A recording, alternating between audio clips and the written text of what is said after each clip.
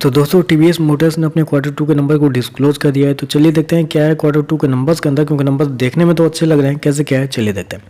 तो Tata basically company की ओर से करोड़ में दिया गया है। पिछले क्वार्टर की बात करें तो पिछले क्वार्टर में कंपनी 9,055 करोड़ के आसपास का रेवेन्यू जनरेट किया था ऑपरेशन के थ्रू। पिछले साल 8,560 करोड़, जबकि अभी देखें तो बढ़ के 9,932 करोड़ के आसपास आपको देखने को मिल रहा है। तो साल दर साल देखें तो साल दर साल कंपनी के रेवेन्यू के अंदर एक बेहतरीन तेजी आपको देखने को मिली है। अप्रोक्सीमेटली बोल सकते हैं 15 से 16% के आसपास की तेजी है साल दर साल कंपनी के रेवेन्यू के अंदर।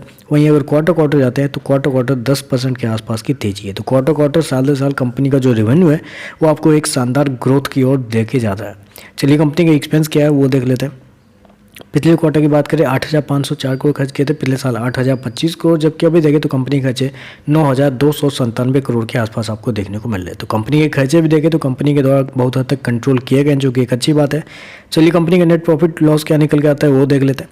तो देखिए पिछले क्वार्टर की बात करें तो पिछले क्वार्टर में कंपनी का प्रॉफिट 441 करोड़ के आसपास था। पिछले साल मात्र 373 करोड़, अभी देखें तो बढ़ के 415 करोड़ के आसपास कंपनी का प्रॉफिट देखने को मिल रहा है। तो साल दर साल देखें तो साल दर साल कंपनी का जो प्रॉफिट है उसके अंदर भी एक अच्छी खासी तेजी आपको देखने को मिली। अप्रोक्सीमेटली बोल सकते हैं वहाँ पे 12% के आसपास की तेजी आपको देखने को मिली साल दर साल। वहीं अगर क्वार्टर जाते हैं तो क्वार्टर कंपनी के प्रॉफिट के अंदर एक हल्की सी गिरावट है। हालांकि यहाँ पे गिरावट नहीं होनी चाहिए। क्यों नहीं होनी चाहिए थी? क्योंकि देखिए पिछले क्वार्टर में कंपनी को टैक्स के रूप में बहुत कम पैसे लगे थे, जबकि इस क्वार्टर में कंपनी को 310 करोड़ रुपये करंट टैक्स में लगे, जबकि पिछले क्वार्टर में 189 करोड़ लगे थे, पिछले साल मात्र 193 करोड़। अगर टैक्स हटा के अगर आप कंपनी का प्रॉफिट देखने के लिए जाते हैं तो पिछले क्वार्टर में 626 करोड़ का प्रॉफिट था, पिछले साल 550 करोड़, अभी देखें तो 675 करोड़ कंपनी का प्रॉफिट देखने को मिल रहा था। यानी कि आप कह सकते हैं 8 से 9% के आसपास की तेजी है क्वार्टर कंपनी का प्रॉफिट के अंदर।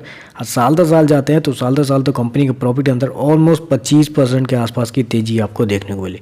तो कंपनी का जो प्रॉफिट है उसके अंदर एक अच्छी खासी तेजी आपको देखने को मिली साल दर साल क्वार्टर दोनों।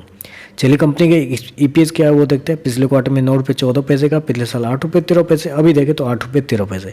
तो बेसिकली ईपीएस जो है नेट प्रॉफिट के ऊपर कैलकुलेट किया जाता है। नेट प्रॉफिट के अंदर आपको टैक्स भी आ जाता है, इसकी वजह से आपको ईपीएस के अंदर ज़्यादा चेंजेस देखने को नहीं मिल रहा है।